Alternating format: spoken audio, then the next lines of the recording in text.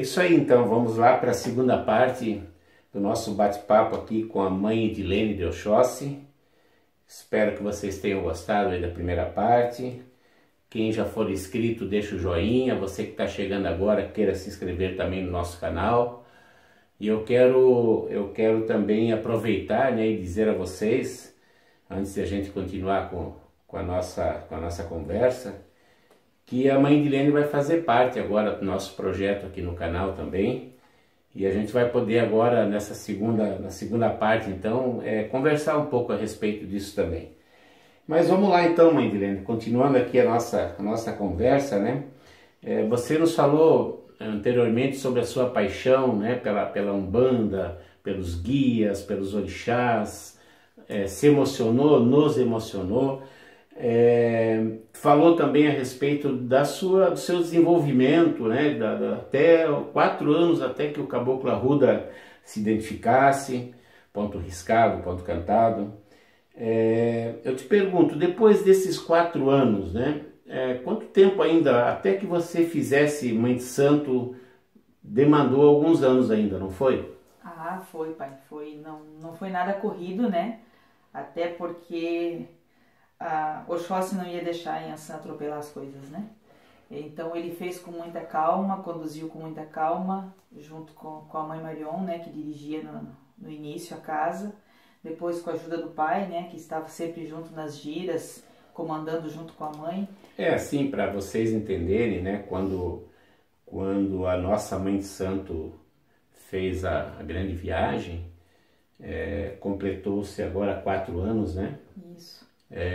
Eu assumi então definitivamente a direção da casa do CEDU, e a mãe Edilene passa a ser minha filha de santo também. Então, só para deixar claro isso assim, né? Então quando a mãe Marion estava em terra ainda, né? Você fez mãe de santo então ainda, né? Terminei, né, minhas preparações. O desenvolvimento nunca termina, né? A gente está sempre aprendendo, sempre evoluindo. Mas ela desencarnou em 2017, né? E no início de 2017 eu fiz a minha última preparação, né? Que foi a coroação de mãe de santo. Você foi então a última filha de santo dela? Fui. Olha só. E a última. Que bacana, né? A gente às vezes esquece desses detalhes, né? Nada é por acaso, né, pessoal? Nada é por acaso. Você que já está há mais tempo na Umbanda entende isso que nós estamos falando.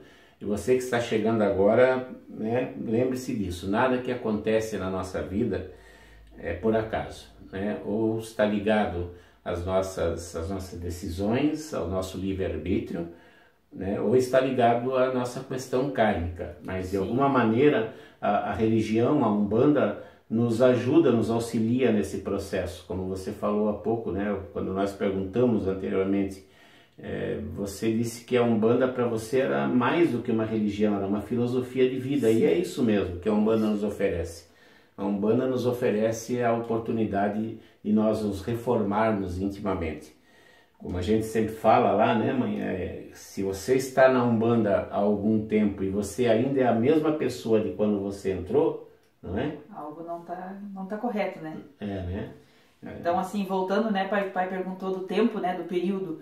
Eu entrei em 2003, 2002 para casa. Em 2006 o Caboclo se identificou. Em 2008 eu fiz o meu cruzamento de Pemba. Em 2012 eu fiz o batismo de fogo, mãe pequena. E em 2017 eu fiz a coroação de mãe santo. Então, essa foi a minha cronologia. Um parênteses aí, né?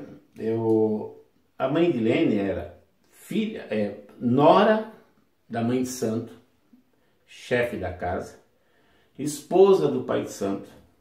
Depois, esse pai de santo, então, passa a ser o pai de santo dela também. E as coisas não aconteceram da noite para o dia, né? Não é porque você era nora ou esposa do pai de santo. Não, até porque também, pai, em uma das conversas que eu tive com a com a mãe Marion na época, né? Eu pedi a ela, por favor, que não permitisse pular etapas, não né? misturasse, mas não era gostaria do feitio de dela, viver, não era, mas eu gostaria Você deixou de isso viver claro, cada passo, né? Essa é, de não ser aliviado essa é nenhum aquela fardo. linha do conhecimento de Oxóssi, né? O Oxóssi, ele pede a nós e aos seus filhos, principalmente, a dedicação, né? A conhecer aquilo que se está fazendo. Não, é interessante isso, Mãe Direne, porque é uma coisa muito comum que a gente vê assim, né? O pai de santo, a primeira pessoa que ele prepara é sua esposa. Ou a mãe de santo vai logo preparando o marido, vai logo preparando o filho, a filha, como se o grau de parentesco, né? Como se isso fosse Na espiritualidade também. como se isso lhe desse essa outorga, né? Esse privilégio de pular etapas e até de pular na frente de outros, né? Que estão ali já na caminhada. Então, acho que a Umbanda ela deve ser levada dessa forma, assim. É muito bacana e essa é a nossa doutrina, né? Mas a gente pergunta tudo isso assim também, Mãe Direne, porque há uns 15 anos para cá, né, 10 anos para cá, o advento, né, da internet, a possibilidade de se buscar informações, existe até uma brincadeira, né, do pai Google, né? Pai Google. É interessante porque um dia desses nós estávamos numa gira e a pessoa recebeu lá, o médium iniciante recebeu uma entidade, né? E casualmente essa entidade foi puxado um ponto que falava o nome dessa entidade e era uma entidade que estava se mostrando pela primeira vez ali. E em seguida, quando subiu essa entidade, né, a gente ouviu assim esse médium dizer: puxa, eu preciso ir correndo para o Google para pesquisar essa entidade porque eu não sei nada a respeito dela. Então vejam vocês, né, como é que está. Mas existem também aqueles que buscam dentro do Google, né, dos mecanismos de informação, aquilo que é pertinente à sua doutrina. Sim. Como a gente faz no CEDU, né? Nós não proibimos ninguém de fazer pesquisa, nem estaria ao nosso alcance isso, hoje não seria, né? Tem como, né? Mas a gente sempre orienta, né, que pesquisem aquilo que venha de encontro à doutrina que a gente oferece. Pesquise dentro de você. Isso, porque a gente vê muito médium estudando, né, na internet, e aí ele vai para dentro do terreiro dele e vai dizer que aquilo ali está certo, que aquilo não se faz assim, etc, etc, etc. Perante tudo isso, né, como é que você, Mãe Edilene, vê hoje os médiums, os novos, essa nova geração de médium, que você faz parte dela, inclusive, né? Você é jovem, como é que você vê essa nova geração de médiums? Tá o pai aí me colocando numa saia justa, né? Ele adora isso, né? Então, vamos lá.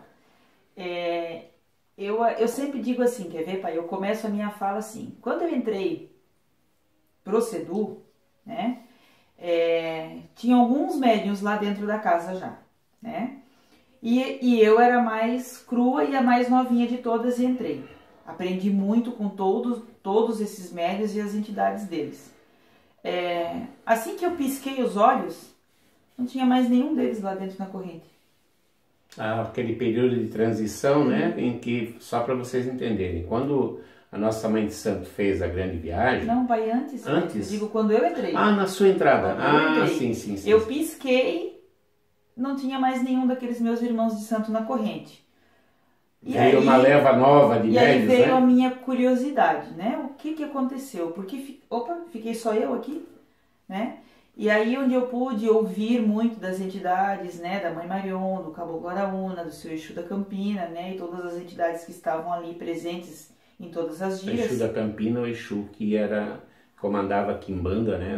Na coroa da nossa Mãe de Santo.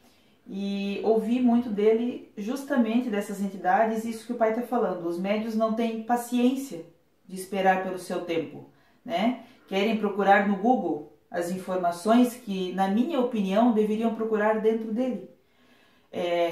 Eu não sou autossuficiente, eu não sei tudo e nunca vou saber. A minha entidade a gente até fala assim, a minha entidade, ela está minha nesta encarnação, ela está comigo, me guiando e me orientando, ela não me pertence. Você não é dona, né? Não sou dona, né? Entidade nenhuma é propriedade de ninguém. Talvez por isso as pessoas errem tanto quando falam, né? O brado do meu caboclo, a maneira como o meu Exu trabalha, a minha pombagira, quer dizer, como se fosse uma propriedade, né? Então eu sempre digo assim, eu procuro as minhas respostas até antes de perguntar hoje para o pai. Quando eu tenho as minhas dúvidas, os meus questionamentos, eu procuro primeiro dentro de mim. Se eu tenho essas respostas do período que eu aprendi, que eu vivenciei, se eu tirei alguma lição daquilo ali. Em segundo lugar, eu vou perguntar para as minhas entidades, para o meu guia de frente, para o povo que comanda a minha cabeça na quimbanda, né? Se eles podem me esclarecer e se eu consigo absorver aquilo. Se não, eu vou perguntar para o meu pai de santo, para o meu dirigente, para o guia que comanda a casa. Jamais eu vou para uma internet, jamais eu vou para um livro. Eu aprendo muito, leio muito, gosto muito. Hoje a internet, ela tem assim, ela é uma balança, né, pai? Ela tem muita coisa boa que a gente lê, mas tem coisas que não são tão bacanas. Nós temos coisas positivas, temos muitas coisas positivas, temos coisas negativas e temos um entremeio ali, onde nos oferece um estudo neutro. Sim. Que é uma zona de conforto, onde eu digo que o médium pode... Ponto de equilíbrio, né? Que o médium pode navegar nessa zona de conforto, porque ele não corre o risco, né, de ser enganado, assim. Mas eu vou fazer uma observação, né? O nosso canal ele é bastante voltado, né, a críticas, mas críticas positivas, críticas que visem, né, trazer alguma contribuição para a nossa religião.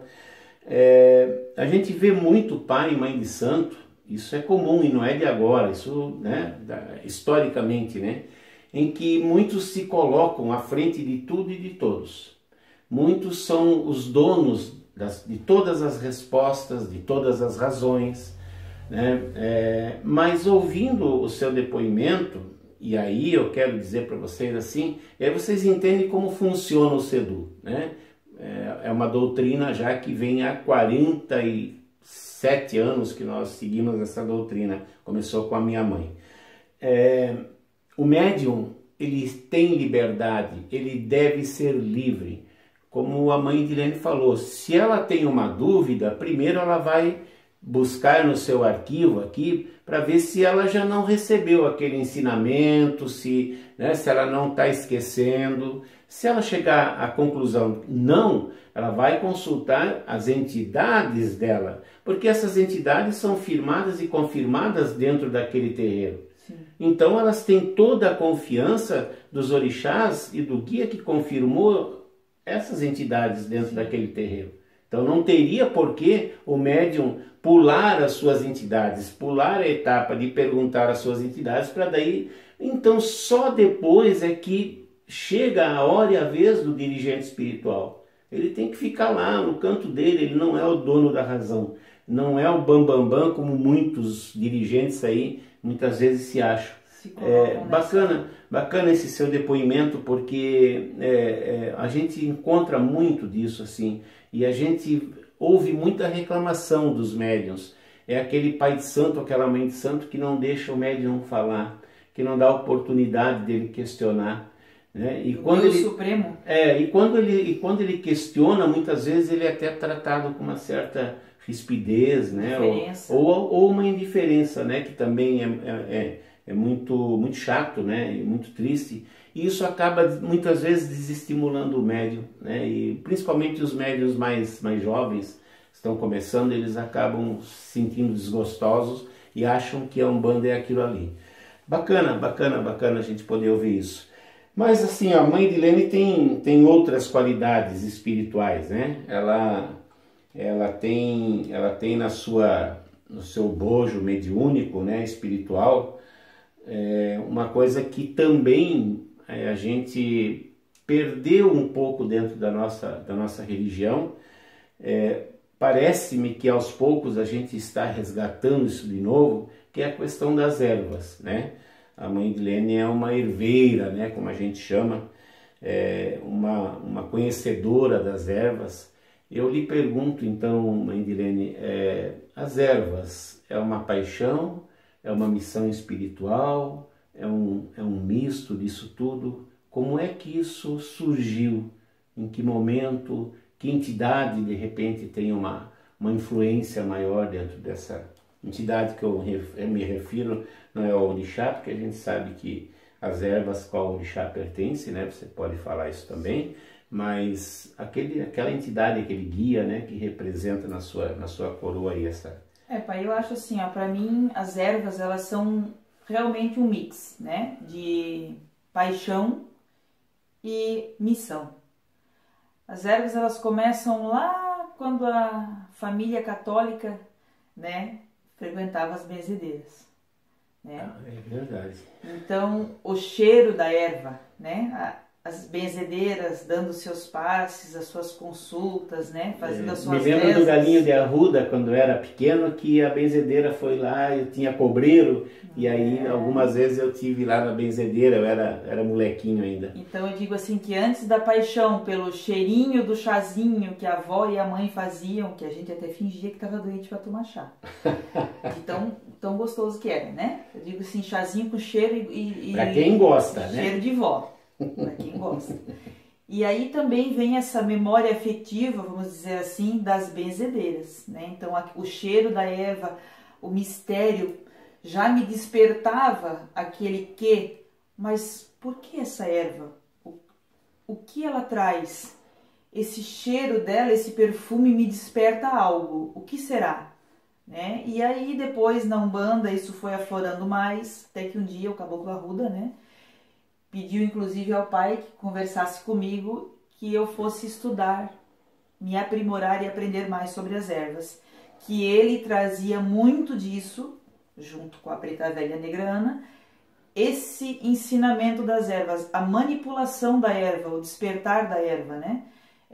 Embora não se fale muito na Umbanda, né? Muitos terreiros não cultuam, e até para nós hoje, né, pai, está sendo um motivo de aprimoramento, uma descoberta, né? Uma né? descoberta, o orixá Ossan, né?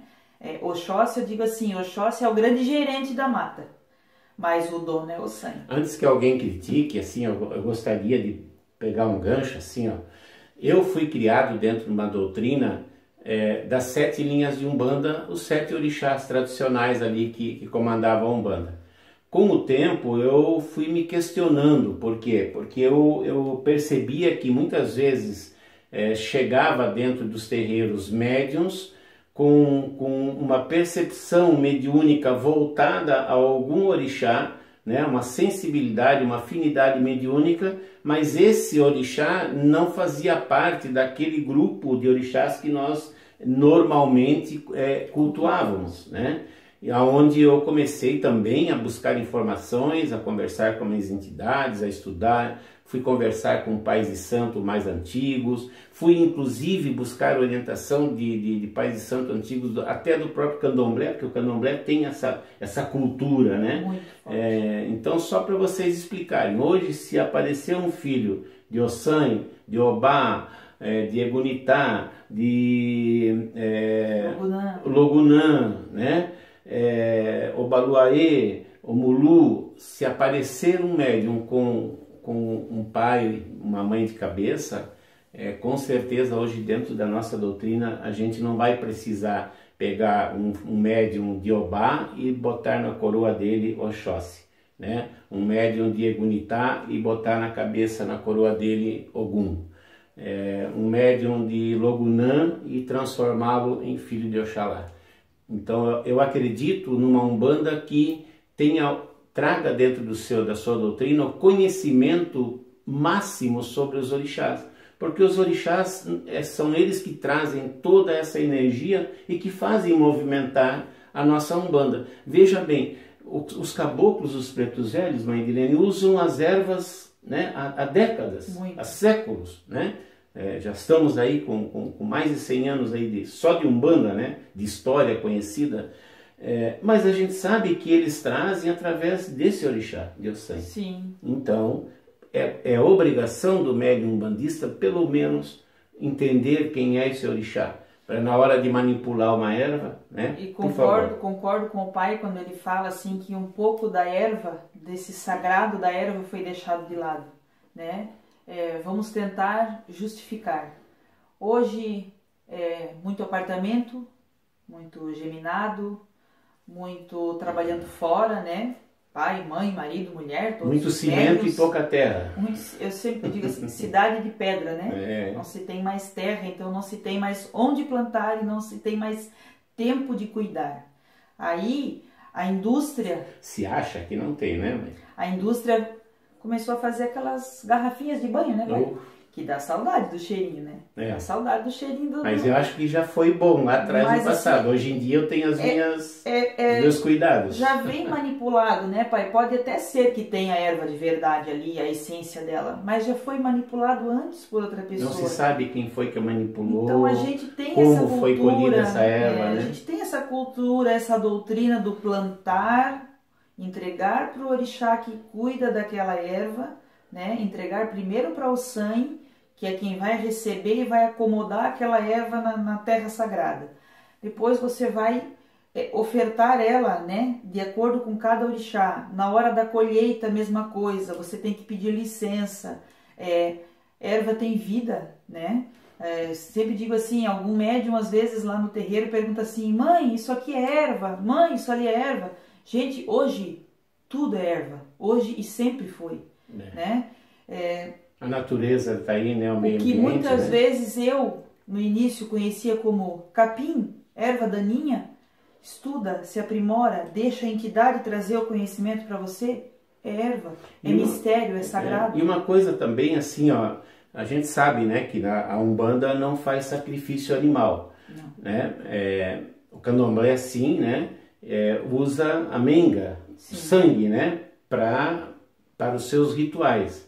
A Umbanda também usa um sangue, vamos dizer assim, que é a seiva. Sangue vegetal. Né? É a seiva das ervas. Então, um amaci, um banho, tudo isso está envolvido nessa magia da seiva e da energia do axé que contempla aquela erva ou aquelas ervas, o conjunto delas muitas vezes. Então, se nós não usamos o sangue animal, mas nós usamos a seiva, que é a vida vegetal, né? Mas tudo dentro de um respeito, tudo dentro de um ritual. Não se colhe a reveria, não se colhe qualquer dia, não se colhe em qualquer hora. Mas isso aí, pai, é coisa do candomblé? Não, isso é obrigação do umbandista saber. Porque se o preto velho lhe dá um galinho de arruda, você tem que saber a história daquela arruda. Mas o preto velho sabe, pai. Aí é assim. E diga assim para nós, mãe Dilene, você aqui no nosso canal, agora que você faz parte, né? Seja bem-vinda, né? Vamos falar de ervas, vamos trazer, isso é um assunto que o pessoal gosta, né? Se você quer ouvir, quer aprender um pouco mais sobre ervas, deixa nos comentários aí embaixo, né? Vamos aos poucos, né, pai, trazer esse conhecimento sem impor verdades, né? Sem impor a nossa doutrina, mas num modo geral, né? Sei, por todos os estudos que fiz e pelo que eu vi e aprendi nessa caminhada, que às vezes um terreiro ou outro, dependendo da sua... Como chama, pai? Da sua raiz. Da sua raiz, né? Usa às vezes determinada erva que eu uso para Oxóssi e eles usam para Ogum. Mas eu acho assim também, ó. Os orixás, eles dividem muito. Ninguém é dono sozinho daquela erva. Ninguém é dono sozinho. Ninguém manipula aquela erva só para aquele orixá. E nem só para aquele problema, para aquela razão específica. Um boldo, por exemplo, um tapete de Oxalá, ela envolve muitas coisas. Não é só para o despertar espiritual, não é só para o despertar da consciência, não é só para o equilíbrio, para a abertura do teu desenvolvimento mediúnico. Ela envolve muito mais coisas. Então ela pode ser, ela é uma erva de Oxalá, mas Ogum pode manipular ela na energia que ele está precisando naquele momento. Oxóssi pode manipular, Exu pode manipular. Né? Existe muito tabu também, né, pai? Exu manipulando erva. Manipula. Oh. E como manipula. E bastante. Exu, inclusive magia, né? ele cuida do caminho, do solo onde a erva está plantada. Então, existem sim ervas de Exu também. O que nós não podemos mais, né, o que eu acho que um umbandista não pode mais, é usar a erva por usar. Eu acho que ele tem que saber o que é que ele está jogando ou no seu ombro, né, ou na sua coroa. Não pode ser porque alguém disse, porque alguém falou, porque alguém mandou, porque leu, né? Ou porque tem um quintal, né, pai? É mais fácil, né? Tudo isso, né? Nós temos que estudar, nós temos que entender, nos... né? Como eu falei, eu comecei numa umbanda com 7 orixás. Eu poderia dar prosseguimento a isso e não mudar nada. Mas a questão é, a umbanda também evolui. A umbanda ainda, eu já falei isso outras vezes aqui no canal, a umbanda ainda é uma religião em formação. A umbanda ainda não se mostrou totalmente para nós. E nem vai se mostrar para a minha geração, para essa geração que aqui está, para a geração das nossas filhas. Isso ainda vai demandar um bom tempo para tudo isso. Mas para que esse despertar desse 100% da Umbanda aconteça, depende de que nós, filhos de Umbanda, depende de cada um de nós. Exatamente, que a gente se dedique, né, a estudar, a aprender, né? E não só a seguir, aprender e né? dividir, E né, dividir, com certeza. Não adianta você aprender e guardar só para você. Eu sou o detentor dessa sabedoria e eu não vou passar para ninguém. É isso aí. Então tá bom. Então o nosso vídeo agora, esse segundo vídeo se estendeu um pouquinho, né? A gente pede desculpa, mas é que o papo é bom e a gente vai se envolvendo. Eu desejo a você tudo de bem, seja bem-vinda, né, mãe Edilene? E a gente vai poder fazer um trabalho muito bacana aqui. Espero poder contribuir, né? Atender as expectativas. A sua história já contribuiu hoje, ok? Pessoal, joinha, se inscreva, compartilhe, divida esse vídeo com seus amigos, ok? Que Pai Oxalá abençoe a todos vocês, que abençoe as nossas famílias e que a gente possa se encontrar em breve aqui nesse canal mais uma vez. Axé a todos. Axé.